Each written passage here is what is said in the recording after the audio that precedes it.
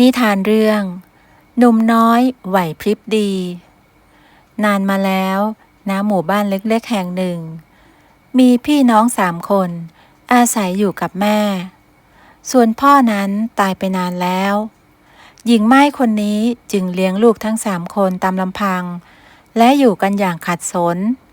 แต่ก็ยังดีที่ลูกชายคนโตและคนรองได้ออกล่าสัตว์ทุกวันเนื่องจากในบริเวณที่เขาอาศัยอยู่นั้นค่อนข้างอุดมสมบูรณ์ซึ่งในแต่ละครั้งน้องชายคนเล็กก็จะขอไปด้วยแต่พี่ชายทั้งสองไม่ให้ไปเพราะมองว่าน้องชายคนเล็กนั้นอ่อนแอและเชื่องช้าขืนพาไปด้วยก็ถ่วงเวลาและเกะกะเปล่าๆเจ้าอยู่ที่บ้านกับแม่นี่ละช่วยแม่ทำงานอยู่ที่บ้านเข้าใจไหมน้องชายคนเล็กก็ต้องยอมทำตามที่พี่ชายบอกทั้งช่วยแม่หาบน้ำจากบ่อมาใส่โอ่งน้ำเพื่อไว้กินไว้ใช้ผ่าฟืนหุงหาอาหารทำกับข้าวซักผ้าแม่แทบไม่ต้องทำอะไรเลยเพราะลูกไม่ให้ทำบอกให้แม่อยู่เฉยๆลูกจะทำเองหญิงม่ายรักลูกชายคนนี้มากเพราะเกิดมาเขาก็ไม่ค่อยแข็งแรงพี่ๆทั้งสองก็ไม่อยากเล่นกับเขาจนกระทั่งโตพี่ๆก็ไม่อยากให้เขาไปล่าสัตว์ด้วยและพูดเสมอว่าน้องชายนั้นโง่เขลาเบาปัญญาต่างจากแม่ที่รู้ว่าแท้จริงแล้วลูกชายนั้นเป็นคนฉลาดเพราะตอนที่เขาเกิดก็มีนางฟ้าตนหนึ่งมาบอกว่าลูกชายคนนี้เป็นคนฉลาดเขาจะนำความโชคดีมาให้เธอหญิงไม้ก็เชื่อแบบนั้นมาตลอดว่าลูกชายคนเล็กนั้นเป็นคนมีบุญมาเกิดชายหนุ่มใช้ชีวิตแบบเรียบง่ายแต่ทำอะไรเชื่องช้าไม่ว่าใครจะมองว่าเขาเป็นคนโง่เขลาแต่เขาก็ไม่เคยโกรธไม่เคยโต้ตอบใดๆในหมู่บ้านแห่งนี้ปกครองด้วยหัวหน้าหมู่บ้านคนหนึ่งหรือที่เรียกว่าหัวหน้าเผ่านั่นเองเขามีลูกสาวคนหนึ่งอยู่ในวัยสาวแรกรุ่นเธอสวยและน่ารักหนุ่มๆต่างก็หมายปองจับจองไว้เป็นคู่ครองในอนาคต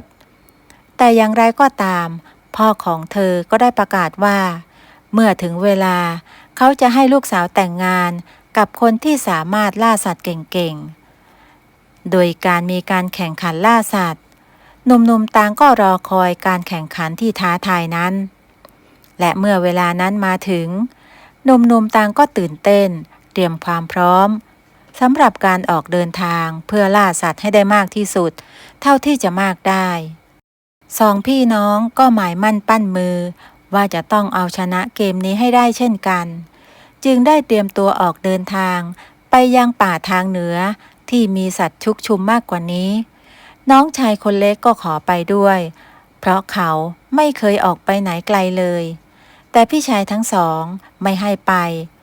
บอกกับน้องชายว่าเจ้าจะไปไม่ได้เดี๋ยวจะไปขัดโชคลาภของเราเปล่าๆแต่คราวนี้แม่ของพวกเขาได้ออกคำสั่งเด็ดขาดว่าให้พาน้องชายไปด้วยซึ่งพี่ชายทั้งสองนั้นก็ไม่อาจปฏิเสธจากนั้น3 คนพี่น้องก็ออกเดินทางไปยังป่าทางเหนือซึ่งที่นั่นมีสัตว์ป่าชุกชุมมากมายระหว่างทางพี่ชายทั้งสองก็มักจะบ่นเสียงดังๆถึงน้องชายคนเล็กว่าเขาโง่เขลาจะพานให้พี่ๆล่าสัตว์ไม่ได้แถมยังเป็นตัวถ่วงเพราะเขาเชื่องช้าแต่อย่างไรก็ตามพวกเขาก็ล่าสัตว์ได้มากมายทั้งกวางหมูป่าและอื่นๆแต่ก่อนจะนำกลับบ้านพวกเขาต้องแล่เนื้อตากแห้งเอาไว้เพื่อจะได้นำกลับบ้านได้สะดวกขึ้นส่วนน้องชายคนเล็กก็ล่าอะไรไม่ได้เลยแต่เขาก็ได้ไส้เดือนมาตัวหนึ่งขนาดใหญ่เท่าหัวแม่โป้งและยาวพอสมควรเด็กหนุ่มนั้นเก็บมันใส่กล่องเล็กๆเขาดูเอ็นดูมันมากกว่าที่คิดจะล่าสัตว์กับพี่ชายทั้งสองเมื่อทุกคนกลับถึงบ้านเขาก็ได้บอกกับแม่ว่าเขาล่าสัตว์ไม่ได้เลยได้เพียงไส้เดือนตัวเดียวแม่ของเขาก็ยิ้มให้ลูกและบอกว่ามันน่ารักดีแต่มันควรจะอยู่ที่โคนต้นไม้หน้าบ้าน มันจะได้หากินได้ชายหนุ่มจึงได้นำไส้เดือนตัวนั้นไปวางไว้ที่โคนดอกไม้ที่หน้าบ้านของตนเพื่อให้มันหากินอยู่แถวนั้นในเช้าวันรุ่งขึ้นเขาก็รีบออกไปดูไส้เดือนของเขา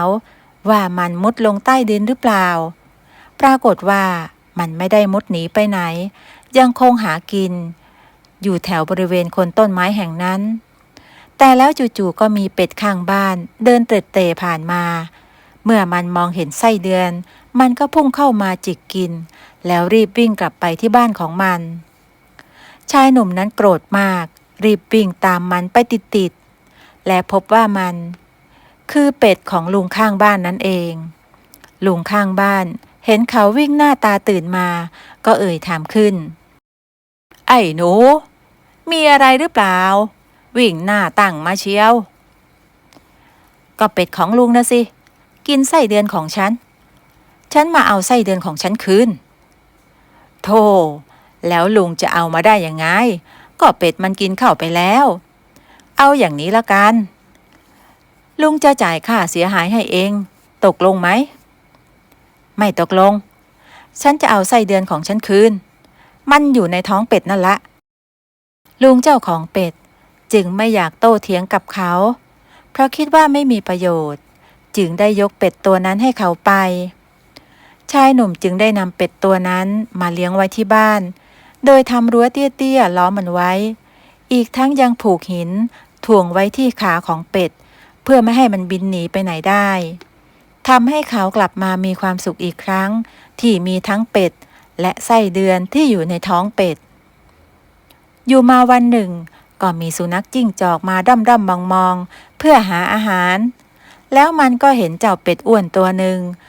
ถูกมัดขาถ่วงด้วยหินอยู่ในคอกเป็ดเตี้ยๆมันจึงร้องขึ้นด้วยความดีใจว่า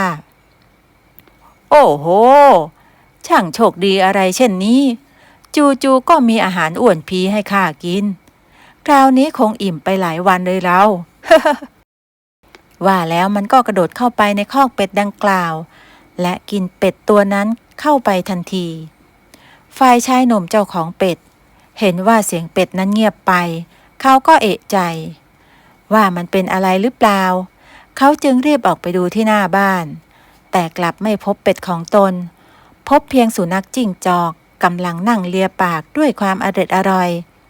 เด็กหนุ่มนั้นโกรธมากคว้าไม้หน้าสามตีไปที่สุนัขจิ้งจอกอย่างแรงหลายครั้งจนมันตายในที่สุดและลากร่างของมันไปทิ้งไว้ที่สวนหลังบ้านตอนนี้เขาคิดว่าเขามีทั้งไส้เดือนเป็ดสุนัขจิ้งจอกเขาก็น่าจะมีความสุขนี่นาคิดได้ดังนั้นเขาก็วางร่างสุนัขจิ้งจอกด้วยใบตองสดและวางไว้ใต้ต้นไม้หลังบ้านนั่นเองในคืนนั้นเป็นคืนเดือนหงาย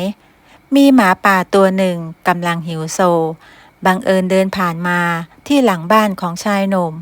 เห็นร่างสุนัขจิ้งจอกนอนอยู่ใต้ต้นไม้ก็รีบเข้าไปกินสุนัขจิ้งจอกตัวนั้นอย่างตะกะตะกรามและกินจนหมดทั้งตัวไม่เหลือแม้แต่ซากชายหนุ่มนั้นก็มาเห็นพอดีจึงได้ใช้ไม้ตีหมาป่าตัวนั้นจนตายในใจก็คิดว่าตอนนี้เขาโชคดีมากที่มีทั้งไส้เดือนเป็ดสุนัขจิ้งจอกและหมาป่าเช้ามาเขาก็เล่าเรื่องนี้ให้พี่ชายทั้งสองได้ฟังว่าเขาโชคดีแค่ไหน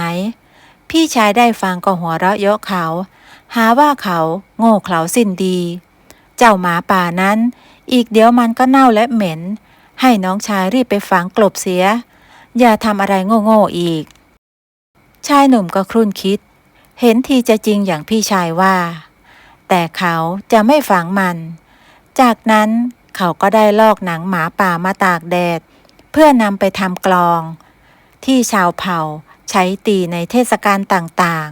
ๆและเขาก็ได้ทำกลองใบนั้นและนำมันมาตีทุกเย็นอย่างภาคภูมิใจ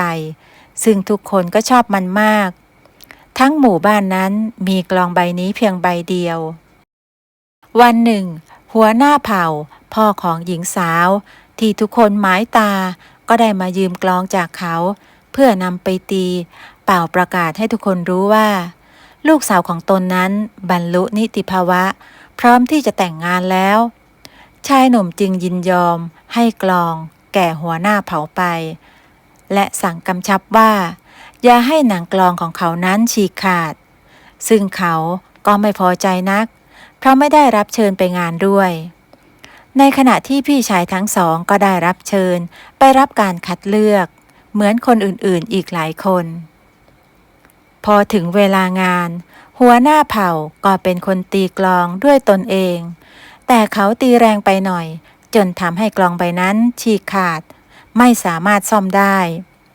หัวหน้าเผ่าจึงเสนอเงินให้กับชายหนุ่มแต่เขาไม่เอา